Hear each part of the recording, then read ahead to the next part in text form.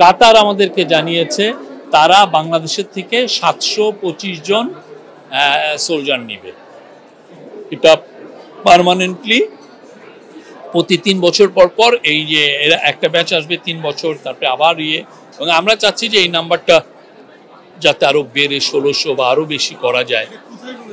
এবং এটা আমাদেরকে জানিয়েছে আমাদের যে মিলিটারি সেক্রেটারি উনি বললেন, মিলিটারি সেক্রেটারি SSF এর যিনি প্রধান এখানে, এনারা দুইজন আমাকে সকালে জানলেন। এটা আমাদের জন্য খুবই, কেননা এখানে যে স্যালারিটা একজন সোলজারের স্টার্টিং স্যালারি 2.5-3 লাখের মতো। এটা 2 মাসের মধ্যে আমরা পাঠাতে পারবো আমরা আশা করছি। এবং সামনে আমরা আরও তো অনেকগুলো ইস্যু আছে। কাতারে আমরা আরও বেশি শ্রমিক পাঠাতে চাই। কাতারের সাথে আমাদের আজকে আরেকটা বড় মিটিং হচ্ছে, কাতারের এনার্জি মিনিস্টারের সাথে আমাদের একটা বড় মিটিং হবে। সেখানে চিফ অ্যাডভাইজার নেতৃত্ব দিবেন। সেখানে আমাদের যে energy adviser doctor Fouzul Kabir Khan উনি থাকবেন, আমাদের এনার্জি সেক্রেটারি আছেন। কাতার হচ্ছে পৃথিবীতে এলএনজির জন্য নাম্বার 1 কান্ট্রি।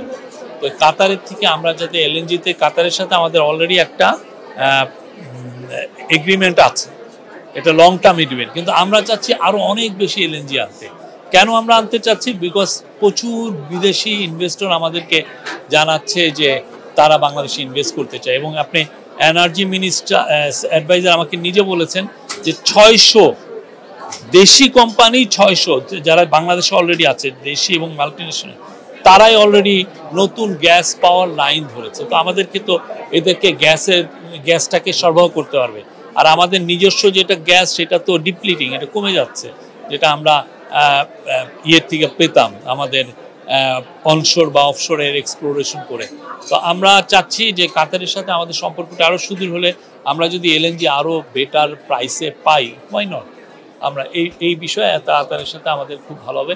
কাতারের কাছে আপনি জানেন পতিত স্বৈরাচার প্রচুর টাকা রেখে গেছিলেন, কয়েকশো মিলিয়ন ডলার কাতারের দেনা তারা দেননি। এবং এতে যেটা হচ্ছে যে কাতারের সাথে এক ধরনের দূরত্ব তৈরি হওয়ার সম্ভাবনা দেখা গিয়েছিল।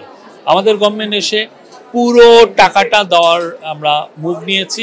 এখন বোধহয় 37 মিলিয়ন ডলার আছে। কালকে বা এই সপ্তাহের মধ্যে পুরো টাকাটা পে অফ করা হবে।